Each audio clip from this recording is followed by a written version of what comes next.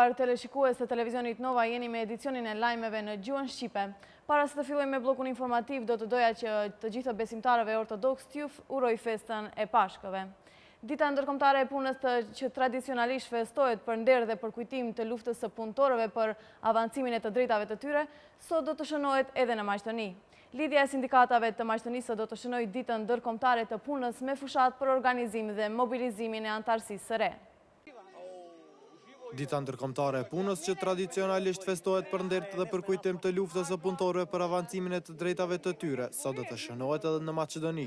Lidhja e sindikatave të Maqedonisë do të shënojë ditën ndërkombëtare të punës me fushat për organizimin dhe mobilizimin e antarësisë së re. Fushata do të realizohet gjatë tërë vitit, ndërkaq do të fokusohet edhe në antarësimin në sindikatat e punëtorëve të paorganizuar, dhënie të mundësisë institucionale për realizim të mbrojtjes kolektive dhe sigurim të drejtësisë sociale, inkluzionit social, solidaritetit dhe të drejtave kolektive të siguruara të punëtorëve.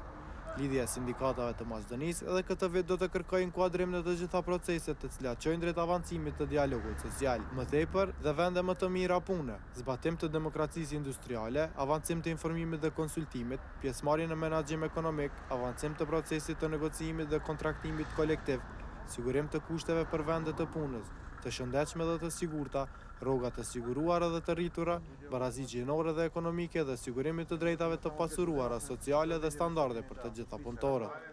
Gjatë viteve të kaluara, duke filluar prej vitit 2010 me rastin e 1 majit u organizua fushata për sferat të caktuara nga mbrojtja e të drejtave të punëtorëve. Si rezultat i saj, u iniciuan dhe miratuan disa ligje ligjore, siç janë ligji për mobbing, ndryshimet e ligjit për siguri dhe shëndet gjatë punës të për herë të parë që nga pavarësimi i Maqedonisë ligjin për rrogë minimale, me të cilin është konstatuar shuma më e ulët e rrogës e cila duhet të paguhet punëtorëve.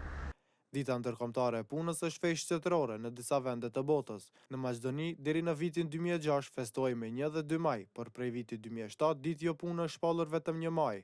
Dita e punës festohet në shenjë respekti ndaj viktimave nga greva që është mbajtur për 1 deri më 4 maj në vitin 1886 në Chicago, ku demonstruesit kërkonin vendosjen e orarit të punës prej 8 orëve.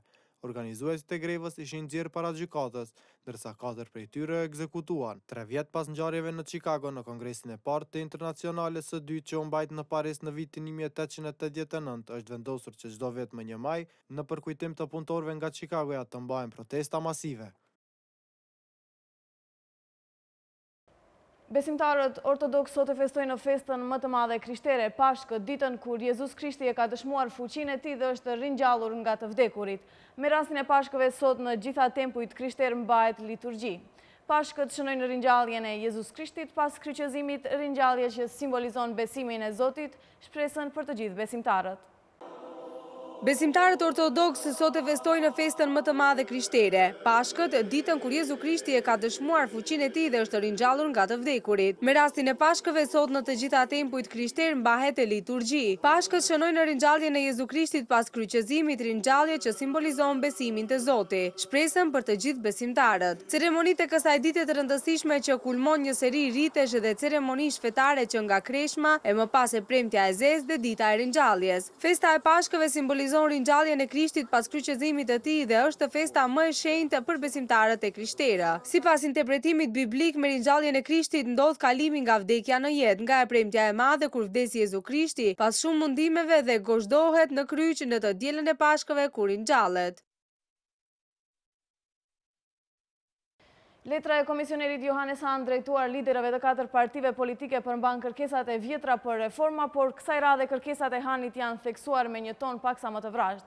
Sipas burimeve diplomatike, faktori ndërkombëtar po insiston për një takim të ri pas dështimit të Vjenës i thirrur nga eurodeputeti Weigel, Kukan, Hoyt dhe komisioneri Hahn. Letra e komisionarit Johannes Hahn drejtuar liderëve të 4 partive politike përmban kërkesat e vjetra për reforma, por kësaj radhe kërkesat e Hahn janë theksuar me një ton paksa më të vrazhdë. Sipas burimeve diplomatike, faktori ndërkombëtar po insiston për një takim të ri pas dështimit të Vjenës i thirrur nga eurodeputetët Weigel, Kukan, Hoyt dhe komisioneri Hahn. Palët të rifillojnë dialog dhe të gjejnë patjetër një zgjidhje kompromisi, të zbatojnë të gjitha reformat, të bëhet pastrimi listës zgjedhore së bashku me reformimin e sektorit të mediave, zgjedhjet me do e mos të jenë gjithëpërfshirëse. Thuhet të jetë përmbajtja e letrës së faktorit ndërkombëtar të përcjellë përmes ambasadorit të BE-s, Aiva Oraf. Partitë politike kanë heshtur për sa i përket përmbajtjes së letrës së komisionerit Han, i cili ka kërkuar zbutje të qëndrimeve dhe kompromis për dalje nga kriza politike. Partitët nuk mohuan pranimin e letrës edhe pse thonë se ajo është adresuar për partitë që kanë vepruar në kundërshtim me marrëveshjen politike, gjë për të cilën partitë fajsojnë njëra tjetrën. Gavëmëroja thonë se letra është adresuar LSDM-s pasi kjo parti nuk ka as pak konsideratë për interesat e Maqedonisë. Por në LSDM thonë se vendimet e pushtetit thelluan krizën. Partitë shqiptare dhe kësaj radhe janë rënditur prapa faktorit ndërkombëtar dhe po kërkojnë tejkalim të lehtë të çështjes. Mbetet deri pas festave partitë të ndërtojnë në qëndrim në lidhje me kërkesat e faktorit ndërkombëtar dhe të vendosin nëse do të ulen në dialog ose do të vazhdojnë me qëndrimet e betonuara partijake. Para ndërtesës së departamentit të policisë në qytetin Gaziantep të Turqisë ka ndodhur një sulm terrorist ku sipas informacioneve shpërthimi ka ndodhur para ndërtesës së departamentit të policisë, kurse pothuajse 25.000 pjesëtar të forcave policore turke janë sistemuar në Stamboll, ndërsa një numër i madh i rrugëve në qytet janë mbyllur për qarkullim për shkak të shënimit të sotëm të një majit. Para ndërtesës së departamentit të policisë në qytetin Gaziantep të Turqisë ka ndodhur një sulm terrorist. Sipas informacioneve, shpërthimi ka ndodhur para ndërtesës së departamentit të policisë, e cila ndodhet në bulevardin Profesor Dr. Muammer Aksoy. Prefekti i Gaziantepit, Ali Yerlikaya, ka thënë se një person është vrarë dhe 13 janë plagosur. Ndërkohë në një deklaratë për mediat, prefekti është shprehur se shpërthimi është një sulm terrorist dhe se është kryer përmes një autobombe. Pothuajse 25.000 pjesëtar të forcave policore turke janë sistemuar në Stamboll, ndërsa një numër i madh i rrugëve në qytet janë mbyllur për qarkullim për shkak të shënimit të sotëm të një majit, që është mundësi e zakonshme për trazira ndërmjet protestuesve dhe policisë. Zyra e prefektit të Stambollit kumtoi se me qëllim që të garantohet siguria e qytetarëve për festën e 1 majit, në shërbim të qytetit do të jenë 24.500 pjesëtarë të forcave turke të sigurisë. Stacioni i metros në sheshin kryesor Taksim do të jetë tërësisht i mbyllur, ndërsa përgjatë rrugëve janë vendosur rrethoja metali, ndërsa janë sistemuar edhe 10 policë në pajisje për shpërndarje të protestave. Sheshi Taksim është vendi i përleshjeve gjatë ditës ndërkombëtare të punës, prej se më 1 maj të vitit 1977 u vranë rreth 10 njerëz në kohën kur Turqia kalonte nëpër një nga periudhat e saj më turbulente. Sekretari Amerikan i Shtetit John Kerry bëri thirrje për ndërprerje të zjarrit në territorin e Sirisë, posaçërisht në qytetin Aleppo, i cili është bombarduar nga forcat ajrore të regjimit të Damaskut, kurse dita ndërkombëtare e punëtorëve është pritur me protesta në Gjermani, teksa mijëra aktivistët të majt marshuan në rrugët e Hamburgut, duke krijuar një situatë të tensionuar. Të ndjekim kronikën për më shumë detaje.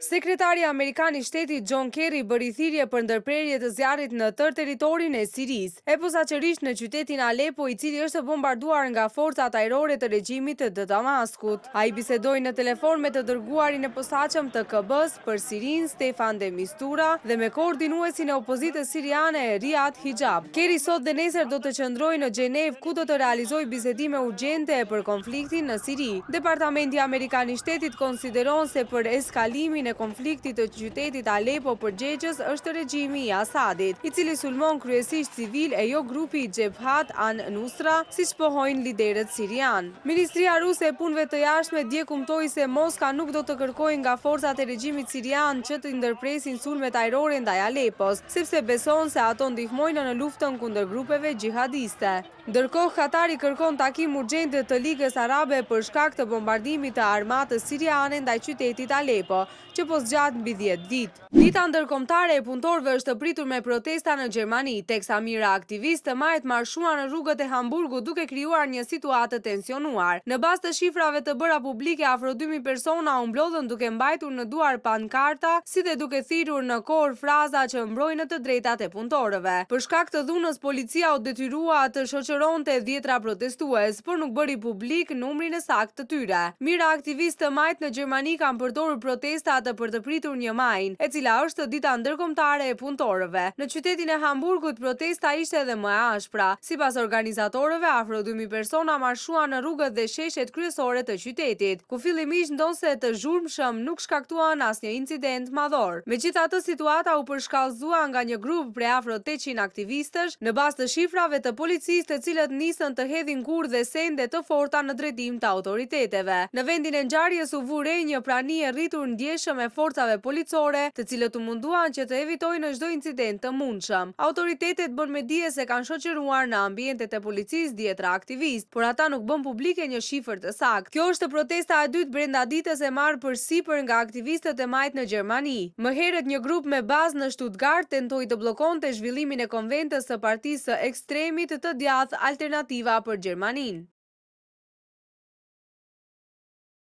Edhe këtë javë Real Madridi, Atletico dhe Barcelona nuk kanë lëshuar pikë nga La Liga dhe kështu shpresa për titull vazhdon tek të trija.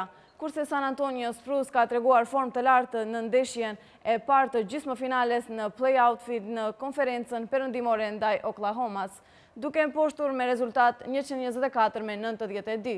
Të ndjekim kronikën për më shumë detaje rreth sportit. Edhe këtë javë Real Madridi, Atletico dhe Barcelona nuk kanë lëshuar pikë në La Liga dhe kështu shpresa për titull vazhdon tek të trijat. Këtë gjiro, Los Blancos fituan në udhëtimin të Real Sociedadi me rezultat 0-1, me golin e shënuar nga Gareth Bale në minutën e 80, goli i cili jep shpresë Real Madridit për garën e titullit në La Liga, kurse Atletico Madridi fitoi në shtëpi me rezultat 1-0 ndaj Rayo Vallecanos, me golin e shënuar nga Antonio Griezmann, i cili u inkuadrua në lojë nga pankina në minutën e 55 dhe po në të njëjtën minutë shënoi edhe golin e fitores për Atleticon. Ndërsa Barcelona fitoi ndaj Real Betisit me rezultat 0-2, me golat e shënuara nga Ivan Rakitic në minutën e 50, gjithashtu edhe Suarez në minutën e 81 për të dyfishuar rezultatin. Vlen të ceket se Betis luajti me një lojtar më pak nga minuta e 35. Aktualisht, Barca ka 85 pikë atësa Colchoneros, kurse Reali vazhdon të jetë hije me 1 pikë më pak. San Antonio Spurs ka treguar formë të lartë në ndeshjen e parë të gjysmëfinale të play-offit në konferencën perëndimore ndaj Oklahomas, duke mposhtur me rezultat 124-92.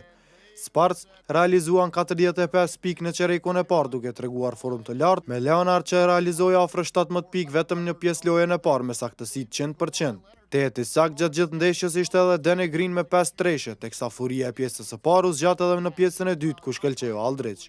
Më i miri ishte Aldridge me 38 pikë dhe Leonard me 25, teksa Danny Green pasoi me 18 pikë me 5 treshe të realizuara. Tek Oklahoma, Ibaka ishte më i miri me 19 pikë, teksa Westbrook me 14 dhe Durant me 16 u ndalën plotësisht në këtë takim nga mbrojtja e fortë e Spurs. Ndeshja e dytë zhvillohet sërish në AT&T Center të hënën, para se 2 ndeshjet e tjera të zhvillohen në Chesapeake Energy Arena. Të nderuar teleshikues, ishte kjo e gjitha që kishim përgatitur për këtë edicion informativ. Ju faleminderit për vëmendjen dhe bashkë mirupafshim.